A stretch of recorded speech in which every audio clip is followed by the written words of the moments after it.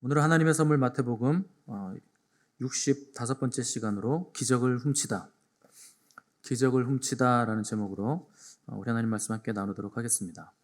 지난주에 우리는 이 본문을 그대로 읽고 살피면서 첫 번째 스토리인 회당장 야이로의 스토리를 우리가 살폈다는 것 기억하실 겁니다. 오늘은 동일한 본문이지만 그 안에 끼어져 있는 또 하나의 스토리, 12해 동안 혈루증을 앓는 여인에 대한 스토리를 우리가 살펴보게 될 겁니다.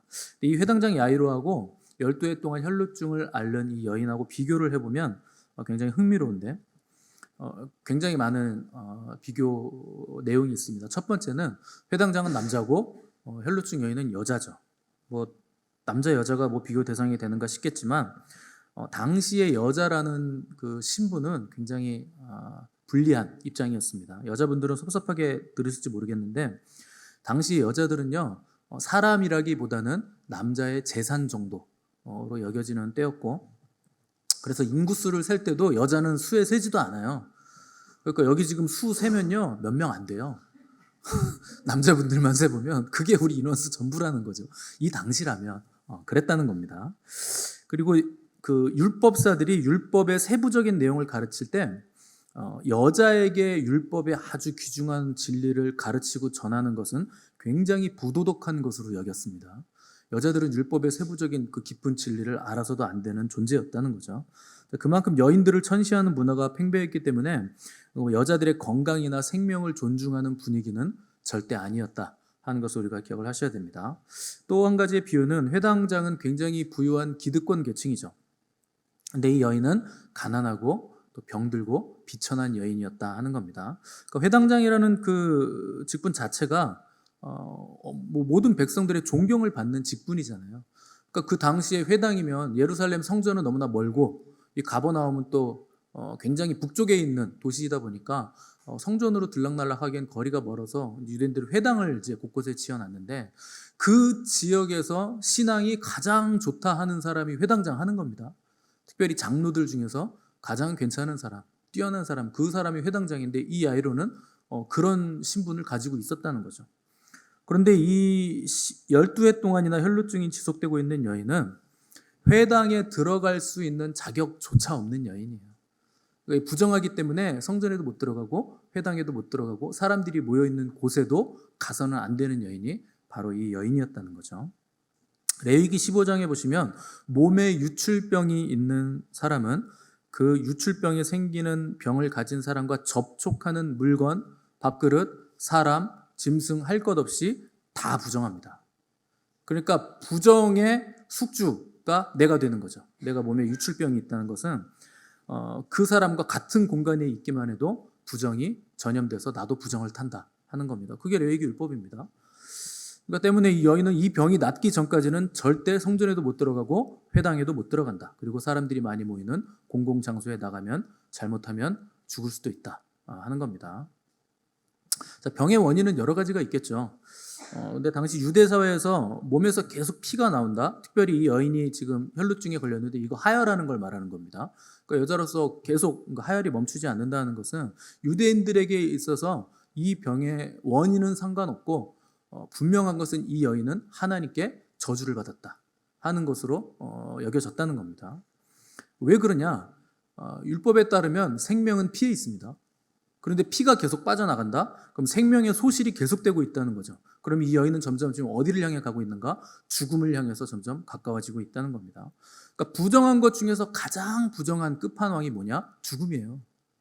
그래서 모든 부정한 규례들을 보면 뭐 하면 부정하다, 뭐 하면 부정하다 하는 것들 잘 보시면 결국 죽음에 가까워질수록 부정의 강도가 점점 더 세지죠. 그래서 그 부정을 정함으로 회복시키는데 시체에 닿으면 굉장히 많은 날들이 걸리고 또 몸에 뭐가 나는 정도라면 조금 덜 걸리고 이런 식으로 날수가 정해져 있습니다. 그 왜 그러냐? 죽음에 가까울수록 부정의 강도는 점점 더 세진다. 그런데 이 여인은 아예 사람들이 있는 곳에도 들어가지 못하는 가장 부정한 상태입니다. 왜냐하면 피가 계속 쏟아지고 있기 때문에 생명이 계속 소실되고 있기 때문에 가장 부정한 여인이었다는 겁니다. 마가복음 5장 26절에 보면 이렇게 기록되어 있어요. 똑같은 얘기에 대해서 마가는 이 여인이 많은 의사에게 많은 괴로움을 받았고 가진 것도 다 허비하였는데 아무 효험이 없고 도리어 중하여졌더라. 이 표현이 굉장히 재밌는 표현이죠. 많은 의사에게 많은 괴로움을 받았대요. 의사가 괴로움을 줬다는 겁니다. 치유를 해준 게 아니에요. 이게 무슨 말인가? 12년 동안 이 여인은요, 내가 이 비참한 삶에서 건진받기 위해서 안 해본 게 없겠죠. 당연히 용하다는 의사, 잘 고친다는 의사 다 찾아다녀 봤을 겁니다. 그리고 좋은 약이라는 거, 이거 먹으면 좋다더라, 저거 먹으면 좋다더라 하는 약, 뭐 약만 먹었겠습니까? 부정하다고 규정된 음식들까지도 이게 몸에 좋다더라 하면 우리나라 사람들처럼 진해도 잡아먹고 지렁이도 잡아먹고 뭐 별의별 거 다 먹을 각오도 이 여인은 하고 있었다는 거죠. 왜냐하면 내가 이 병에서 벗어나기만 한다면 되는 거니까.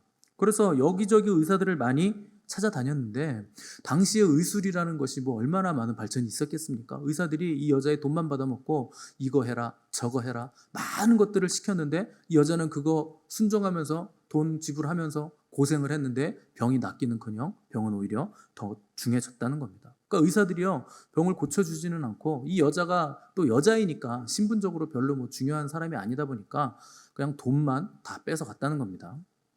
그렇게 12년을 이 여인이 의사들을 통해서 고생을 받았고 급기야 가지고 있는 전 재산을 다 탕진하게 됐다 하는 것이 마가복음의 기록이죠. 12년입니다. 말이 12년이죠. 여러분 이 당사자에게 12년은요 영원의 시간이었을 거예요. 너무나 긴 시간이었을 겁니다. 근데 그 길고 긴 시간 동안 이 여인은 내가 이 병에서 노임만 받을 수 있다면 나는 무슨 일이라도 할 수 있다 이렇게 생각을 했겠죠. 의사뿐만이 아니겠죠. 유명하다는 또 치유자가 있다면 가서 헌금하면서 치유 기도도 받았을 것이고 안수 기도도 받았을 것이고 뭐 어디 강물에 들어가면 뭐 어디 뭐 유황 온천에 들어가면 몸이 낫는다더라고 뭐 이물 저물 다 들어가 봤을 것이고 또 죽은 성인의 물건을 만지면 낫는다더라 뭐 그리고 가서 성인의 물건도 만져보고 뭐 별 짓을 다 해봤겠죠. 인간이 고안해낸 치유받기 위해서 인간이 고안해낸 그 어떤 방법이라도 기꺼이 마다하지 않고 이 여인은 다 해봤을 겁니다. 그런데 병이 낫질 않는 거예요. 오히려 병이 더 중해졌다. 출혈이 더 심해졌다 하는 거죠. 이게 육체의 고통도 고통이지만 문제는 사람들의 시선이 문제인 거예요. 이 여인은요 항상 부정하다는 사람들의 시선을 견뎌내야만 하는 겁니다. 그 종교적인 차별, 사회적인 고립 상태가 12년 동안 이 여인에게 계속되고 있었다 하는 것이 훨씬 더 절망적인 일이었다는 겁니다. 원래 사람이라는 존재는 하나님이 창조하실 때 근본적으로 소속감을 가지게 돼 있어요. 그래서 창세기에 보시면 사람이 독처하는 것이 좋지 못하니 하나님께서 그렇게 말씀하신 겁니다. 그래서 소속감을 통해서 우리가 사람과 사람 사이에 교제가 있을 때 그때 사람은 안정감을 느끼게 돼 있죠. 정서적으로도 잘 발달이 되게 돼 있는 거죠.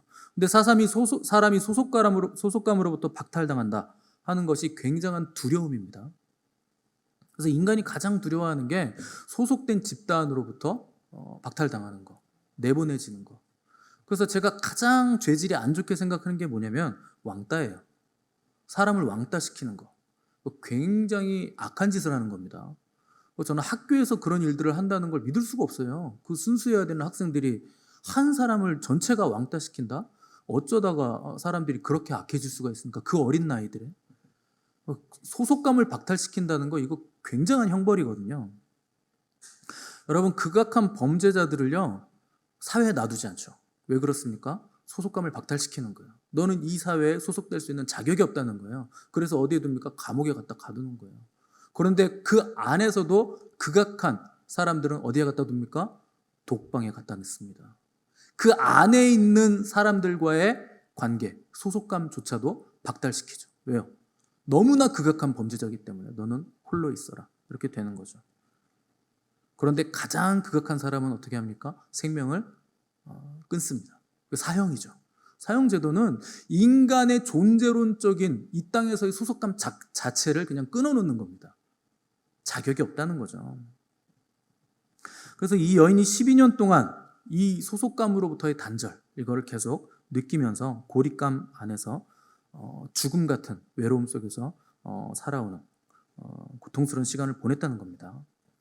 이 여인을 모르는 사람은 없었을 거예요. 왜냐하면 이 여인이 유출병이 있다는 것을 누가 점검하냐면 제사장이 점검을 해줘야 되거든요. 그러니까 제사장도 이 여인이 부정하다 이렇게 판결을 내줬기 때문에 그 뒤로 이제 병이 낫고 부정이 사라졌다, 이제 정해졌다라는 판결을 내린 적이 없습니다. 그러니까 제사장은 이 여인이 부정하다는 거 알고 있죠.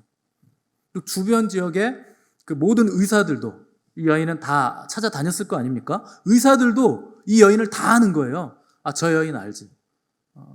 혈루증 있지. 모든 의사들이 다 알죠. 동네 사람들 다 알죠. 왜냐하면 이 여인은 그 동네에서 못 살잖아요. 그래서 진 바깥에서 홀로 초막을 짓고 거기서 홀로 지내야 됐죠. 다 알죠. 왜 아는가? 이 여인과 접촉하면 내가 부정해지잖아요.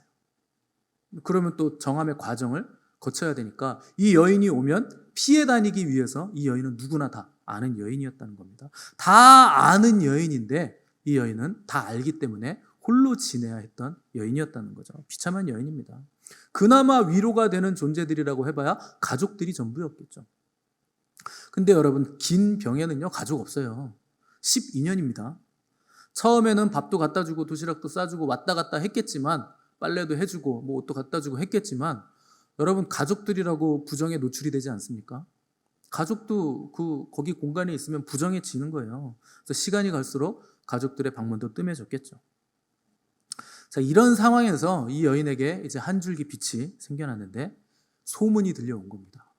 저기 갈릴리에 놀라운 치유자가 등장했다. 이 갈릴리의 치유자, 그분의 이름이 예수님이다 하는 소문을 들은 것이죠. 자, 유대인 역사가인 요세푸스에 의하면 이 여인의 출신지가 어디냐면 가이사랴 빌립보입니다. 가이사랴 빌립보 잘 아시죠? 예수님께서 제자들을 데리고 가이사랴 빌립보에 가셔서 교회를 제정하시죠. 그 북쪽에 굉장히 높은 그 지역, 거기가 가이사랴 빌립보인데, 지금 주님이 계신 곳은 사역의 본거지인 가버나움이죠. 가버나움에서 가이사랴 빌립보까지 거리가 대략 60km예요. 자, 성인이 하루 열심히 걸으면 60km 하루 만에 갈 수 있습니다. 근데 좀 피곤하면 이틀 만에 갈 수 있고, 좀 쉬었다 가자 하면 이틀에 가는 거죠. 근데 이 여인은요 온전한 몸이 아니잖아요. 그래서 이 여인이 60km를 지금 걸어서 예수님이 계신 곳까지 나아오려면 적어도 2, 3일은 걸렸을 겁니다. 아무튼 뭐 병으로 인해서 며칠에 걸려서 주님을 향해 힘겨운 발걸음을 옮겨왔다는 거죠. 20절 보니까 이 여인이 예수님을 막 따라가는 무리들이 있는데, 그 무리들 속에 이 여인이 몰래 숨어 들어옵니다. 그래서 그분의 겉옷가를 딱 만지는 거예요. 자, 왜 그렇게 했는가? 21절 보시면 그 이유에 대해서, 이는 제 마음에 그 겉옷만 만져도 구원을 받겠다 함이라, 이렇게 기록을 했습니다. 왜 겉옷을 만졌느냐? 나는 믿음이 있는데 이분의 겉옷자락만 만져도 나는 내 병이 나을 걸 믿는다 하는 믿음이 있었다는 거죠. 근데 또 다른 이유도 있죠. 다른 병자들 같으면 예수님, 저 뭐 눈을 뜨게 해주세요, 뭐 걸을 수 있게 해주세요, 제 손이 말랐는데 손을 얹어서 안수해주세요, 이렇게 소리를 지르면서 치유를 부탁할 수 있습니다. 겉으로 드러나는 병이니까. 근데 이 여인은요 자기의 병을 드러낼 수가 없는 거예요. 이게 너무나 부끄러운 병이라는 겁니다, 여자로서. 그러니까 예수님 앞에 당당히 나가기가 굉장히 어려운 병이었다는 거죠. 더군다나 사람들이 너무나 많이 모여 있잖아요. 이 여인은 부정한 여인인데 사람들이 많이 모인 곳에서 예수님하고 불렀다가 저 여자 내가 아는 그 부정한 여인인데, 만약에 성품이 나쁜 사람, 악한 사람에게 이 여인이 발각되기라도 한다면 잘못하면 돌에 맞아서 죽을 수도 있는 여인입니다. 공공장소에 나갔기 때문에. 그래서 이 여인은 조용히 예수님의 옷자락을 만지기 위해서 군중 사이에 묻혀서 군중 사이를 비집고 예수님께로 다가간 거죠. 근데 혈루증이라는 게 피가 흐르는 병이잖아요. 이게요 피가 흐르면 냄새가 안 날래야 안 날 수가 없습니다. 더군다나 중근동 지방, 고대 근동 지방이 굉장히 더워요. 덥고 물이 귀한 지역이죠. 그러니까 뭐 우리처럼 아침 점심 저녁 막 샤워할 수 있는 여건이 안 되는 지역입니다. 우리나라도 겨울 동안에는 목욕 잘 안 하던 시절이 있었습니다.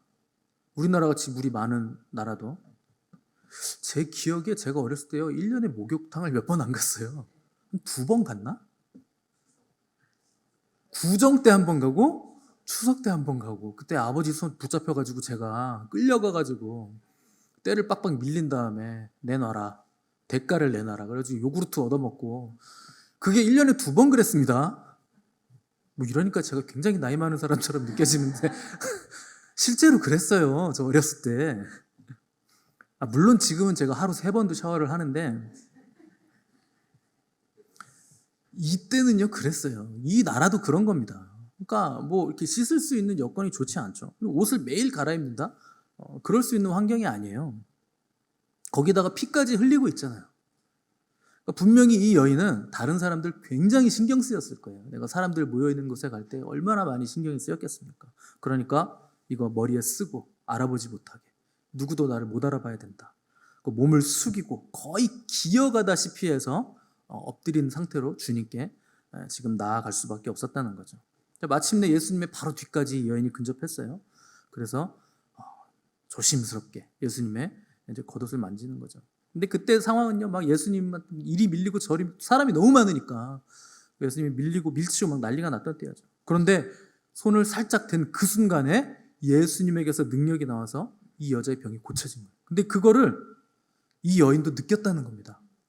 치유됐다라는 걸 딱 느낀 거예요. 자, 순식간에 병을 치유받았죠.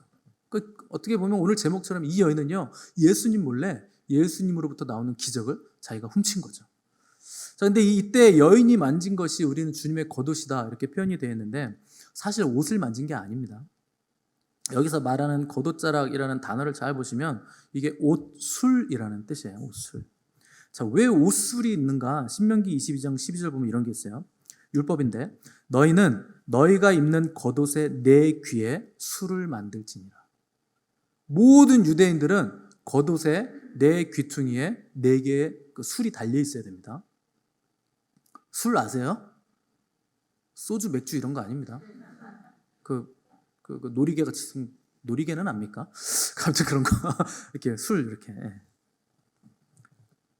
말로 안 되니까 사진 보여주세요. 제가 왜 이걸 말로 설명하고 있나요? 사진. 네. 이거는 술이 아니에요. 이게 이제 자 보세요. 율법에 보면 너희는 경문을 이마와 팔에 미간에 기호로 삼아라.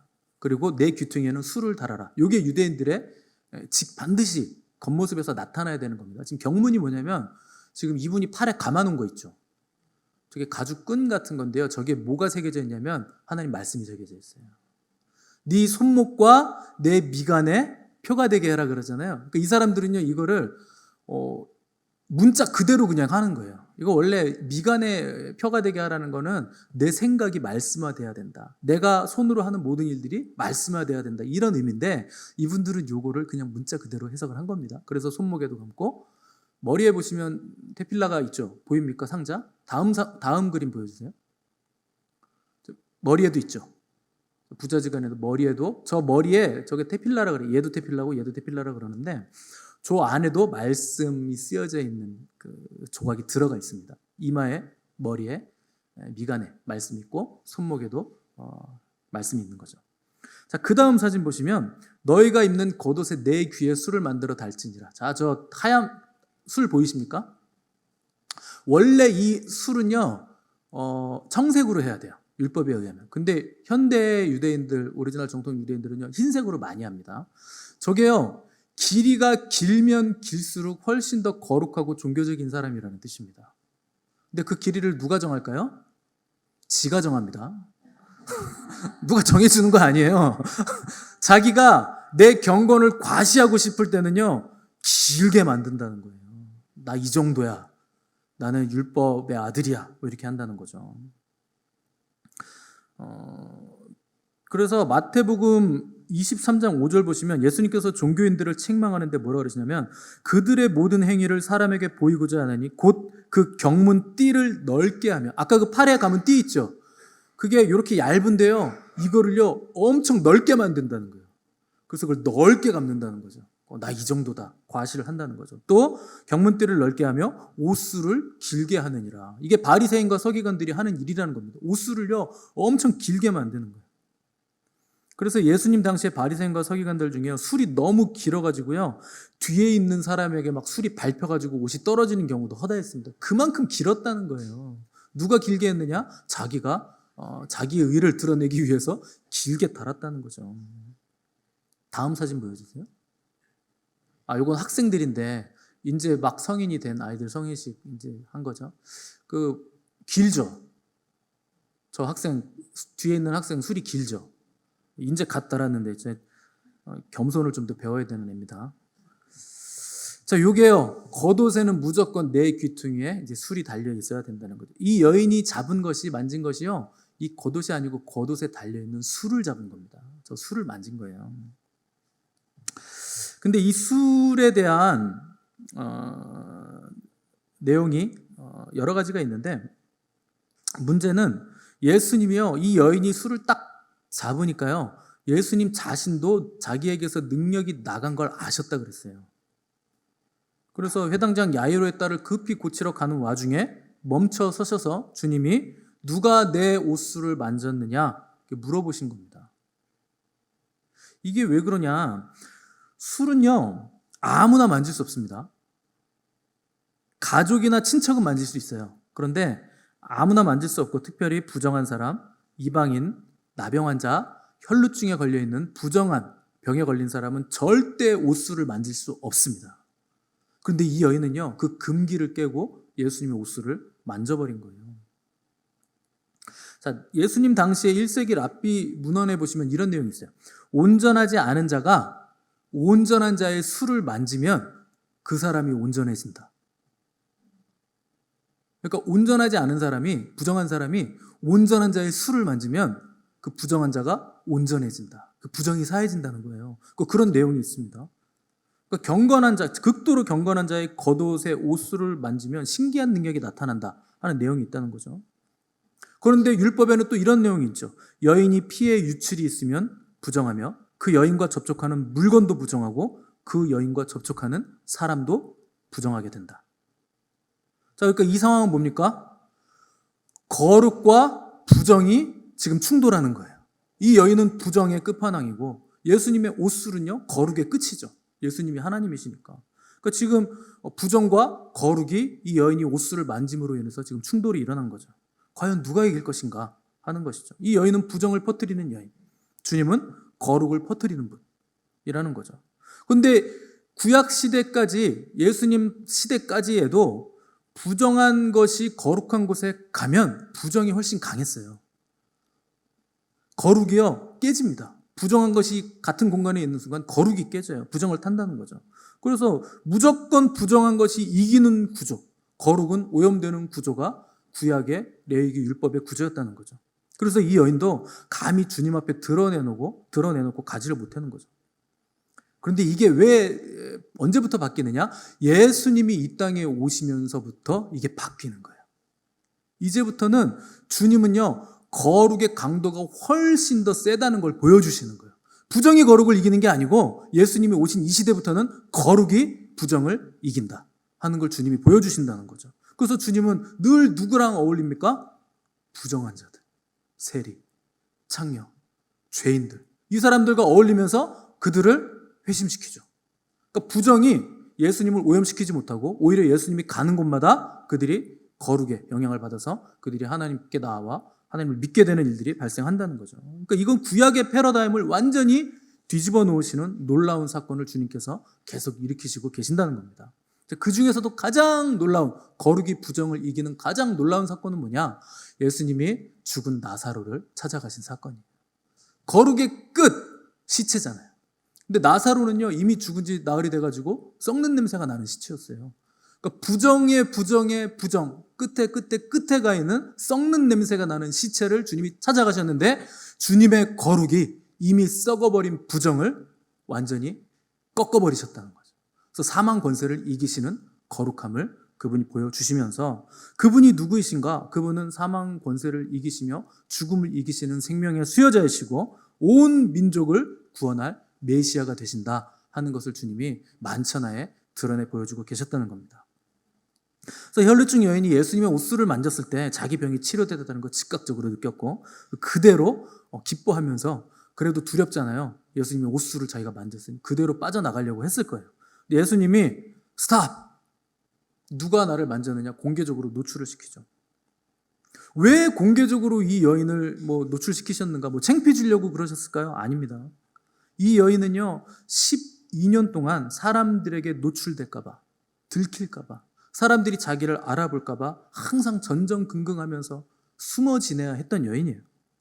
여자로서 말하지 못할 수치심, 하나님으로부터 저주받았다는, 버림받았다는 절망감, 사람들의 따가운 시선, 그 상처들을 회복해야 됐기 때문에 주님이 이 여인을 공적인 장소로 불러오신 겁니다. 그게 회복이 일어나야 되는 거예요. 사람들로부터 상처, 사람들 앞에서 주님이 그 여인을 드러냄으로써 상처를 치유해 주신다는 거죠. 또 하나의 문제는 이 여인이 부정한 상태에서 함부로 주님의 옷술을 만졌어요. 가족 아니면 만질 수 없는 옷술인데 그것도 부정한 자는 절대 만지면 안 되는 건데 이 여인이 만졌다는 거죠. 그래서 예수님의 권위를 손상시켰기 때문에 율법 규정상 처벌 대상이라는 겁니다. 그런데 처벌 예외 규정이 있잖아요. 가족은 괜찮다. 그런 예외 규정이 있는 겁니다. 그래서 예수님이 이 여인이 처벌 대상인데 이 여인을 뭐라고 부르시냐면 놀랍게도 딸아. 누가 봐도 예수님보다 나이가 많은데 이 여인이. 여러분 12년의 혈루증이 걸렸으니까 현재 예수님이 30대 초반이니까 이 여인은요 예수님이 20살 때부터 이 병에 걸렸다는 겁니다. 이미 걸려 있었던 거예요. 근데 그런 여인을 보고 예수님이 뭐라고 부릅니까? 딸아 안심하라. 가족은 만져도 되잖아요. 딸이라고 부르셨잖아요. 괜찮다는 겁니다. 나 너 정죄하지 않는다. 그래서 차별 규정에서 풀려나게 하시는 거죠. 또 주님이 이 여인을 직접 딸이라고 불러주심으로 인해서 그 믿음이 자기를 구원해서 이제부터 그 여인은 하나님의 자녀다. 저주받은 자가 아니다. 이제 하나님의 사랑받는 자녀라 하는 것을 많은 군중들 앞에서 주님께서 공적으로 이 여인에게 선포를 해주셨다는 겁니다. 그러니까 상처 치유를 위해서 또 선포를 위해서 예수님이 그 자리에서 머물면서 이 여인을 불러 세우셨다는 거죠. 또 놀라운 것은 그 다음 말씀이에요. 딸아, 내 믿음이 너를 구원하였다. 여러분, 이 여인이 무슨 믿음이 있었기 때문에 너의 믿음이 너를 구원했다 이런 말을 들었을까요? 신구약 성경을 다 읽은 것도 아니고 우리처럼 삼위일체 교리를 다 아는 것도 아니고 우리처럼 매주 예배당 나와서 예배 드릴 수 있는 여자도 아니잖아요. 부정하니까 회당도 못 들어가고 성전도 못 가고 아무것도 못하는 여자였는데 무슨 믿음으로, 어떻게 믿음이 생겨났길래 무슨 믿음으로 구원을 받았을까요? 이 믿음은 굉장히 심플한 믿음입니다. 예수님은 나를 구원하실 수 있다. 그냥 이 믿음으로 구원받은 거예요. 신학적으로 뭘 많이 알아서 구원받은 거 아닙니다. 그냥 예수님은 나를 구원하실 수 있다. 그분은 구원자다. 여러분, 많은 사람들이요, 이 심플한 믿음이 없어서 괴로워하다가 지옥으로 떨어집니다. 예수님이 나의 구원자라는 이 믿음이 없는 거예요. 예수님은 나를 구원하실 수 있는 분이시다. 그분이 구원자시다. 그분이 메시아시다. 그분이 하나님이시다. 이 믿음만 있으면 구원받는 거예요. 근데 그 믿음이 없어서 멸망받는 겁니다. 당시 예수님 주변에는 너무나 많은 사람이 있어요. 발 디딜 틈 없이 수많은 군중들이 밀고 밀리면서 예수님에게 손이 닿기도 하고 몸이 부대끼기도 하고 너무나 많은 사람이 있었죠. 근데 그 중에서 믿음으로 주님의 옷자락을 손 내밀어 만진 사람은요, 이 혈루증 여인 단 한 사람뿐이었습니다. 그리고 육신의 치유뿐만 아니라 영혼의 구원을 받은 사람도 그 많은 사람들 중에 이 혈루증 여인 딱 한 사람만 구원을 받은 거예요. 오늘날 많은 사람들이요, 자기의 죄의 부정함과 죄를 씻어내기 위해서 주님 주위에서 기웃거려요. 교회도 다니고 믿는다고 입으로도 말하고 밀고 밀리면서 여기저기 사람들 틈에 돌아다니는데 진정한 믿음으로 주님의 옷을 부여잡지는 않습니다. 다 시간만 허비하고 있는 거예요. 그냥 군중 속에 있는 거예요. 웬만하면 대형교회를 가고 싶어 하는 거예요.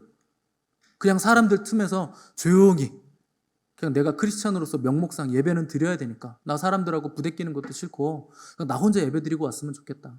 가급적이면 가나안 성도가 되면 더 좋고 안 나가 성도가 되면 더 좋고 나온다 해도 군중 속에 묻혀서 그냥 예배를 드린다고도 안 하고 예배 보고 온다 그래요. 구경하면서 가급적이면 앞에도 안 앉고 뒤에 뒷자리에서도 가급적이면 기둥 뒤에 목사님하고 눈이 아이 컨택이 안 되는 자리 그렇게 시간만 허비하고 있는 거예요.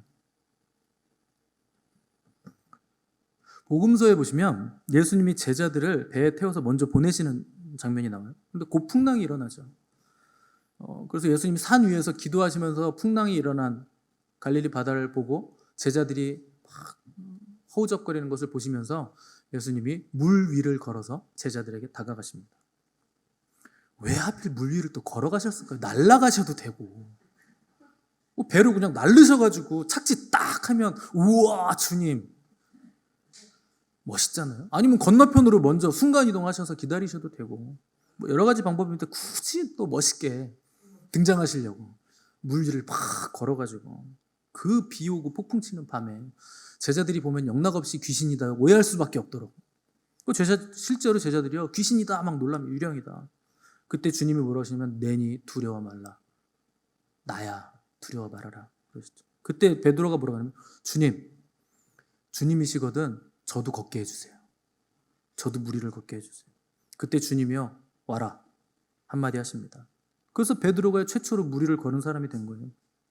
그런데 베드로가 몇 걸음 걸어갔는데 바람과 파도를 보니까 갑자기 두려움이 엄습합니다. 그래서 곧바로 물에 빠져들어가죠. 그때 베드로가 주님 나를 구원해 주세요 외칩니다. 주님이 즉시 손을 딱 내밀어 붙잡으시면서 딱 한마디 하세요.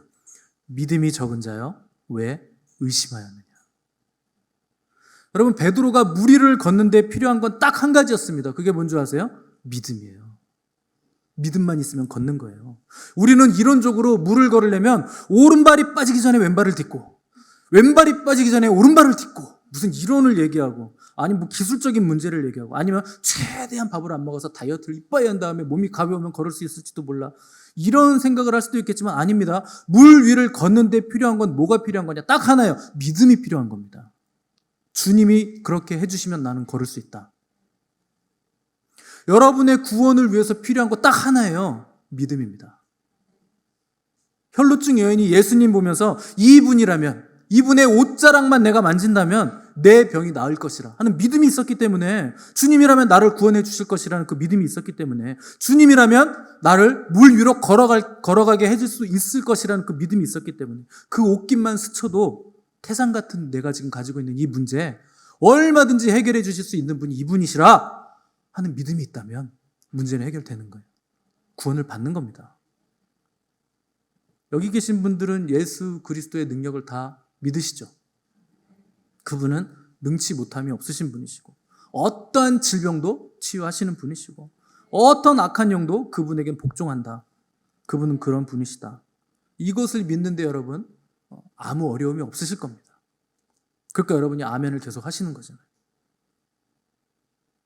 근데 여러분 그렇게 아멘을 열심히 하셔도요 구원 얻을 만한 믿음이 내게 있다라고 할 수는 없습니다. 중요한 건 이거예요.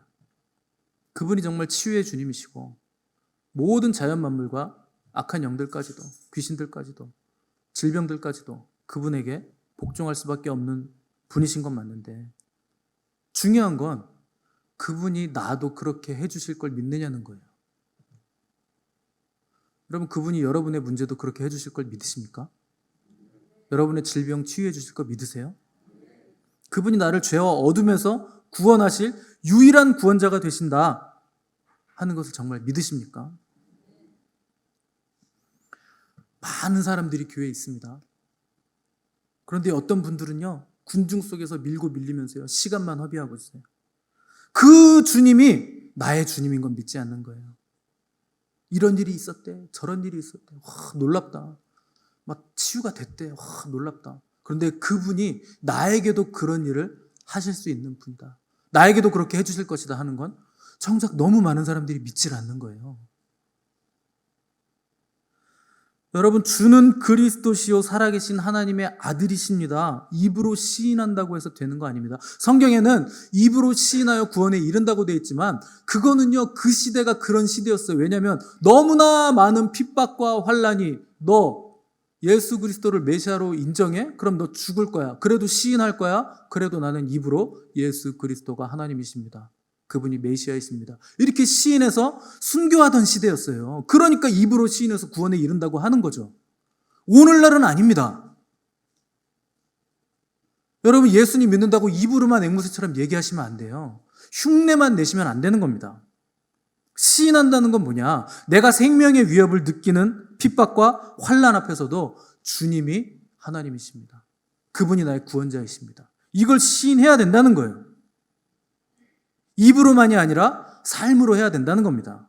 삶의 은밀한 나의 영역까지도 주님 앞에 시인하면서 다 내어드릴 수 있어야 된다는 거예요. 내 양심에 꺼리낌이 없을 만큼 하나님 앞에서 떳떳하게 내가 거룩함으로, 정결함으로 주 앞에 나아갈 수 있어야 된다는 거예요. 여러분, 종교 생활을 하시면 안 됩니다. 왔다 갔다만 하시면 안 돼요. 하나님과의 인격적인 교제가 없다면 그건 그냥 군중입니다. 이 여인은요, 예수님이 불러 세우셨어요. 그리고 인격적인 다가감을 통해서 딸아, 너와 나는 이제부터 딸과 하늘 아버지의 관계다. 그렇게 얘기하신 거예요. 여러분, 오늘 진정으로 예수 그리스도를 믿지 않고 종교생활 했던 분들 주님 앞에 마음을 쏟아 회개하시기 바랍니다. 그리스도를 믿지 않고요, 실제 나의 구주라고 믿지 않는 거예요. 믿는 척만 하는 거예요. 과거에는 신실했는데, 과거에는 잘 믿었는데, 근데 시간이 지나면서 어느샌가 현실에 안주하게 되고, 이제는요, 기도도 안 해. 옛날에는 기도 대장이었어요. 이제 기도도 안 해. 하나님의 얼굴도 구하지 않아. 하나님의 인도하심도 구하지 않아요. 하나님 없어도 나 충분히 살 수 있지. 기도하지 않아도 나 얼마든지 살 수 있지. 나 돈도 있고 건강도 있고 얼마든지 하나님 없이도 살 수 있지. 여러분, 그렇게 얘기하고 있는 거예요. 기도하지 않는 분들, 하나님하고 인격적인 교제하지 않는 분들, 나 하나님 없어도 살 수 있어요. 삶으로 그렇게 시인하고 있는 겁니다. 하나님 없어도 됩니다. 여러분, 회개하시기 바랍니다. 내가 다 할 수 있다는 주제넘음, 내가 다 안다는 교만함, 기도 없이도 살아갈 수 있다는 불신앙, 회개하셔야 돼요. 그리고 간절한 마음으로 여러분 손을 뻗어서 우리 주님의 옷자락을 잡으시기 바랍니다. 자기 육체를 위해서 심는 자는 육체로부터 썩어질 것을 거둘 것이고, 성령을 위하여 심는 자는 성령으로부터 영생을 거둘 것이기 때문에 오늘 회개하시고 성령님의 도우심으로 영생의 열매를 거두는 복된 성도들 되시기를 간절히 바랍니다. 함께 기도하겠습니다.